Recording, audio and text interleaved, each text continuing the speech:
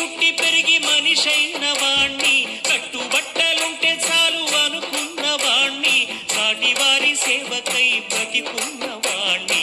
పుట్టినప్పుడు మనము తెచ్చిందే ఉంది, గిట్టినప్పుడు మట్టి నుంచి పుట్టి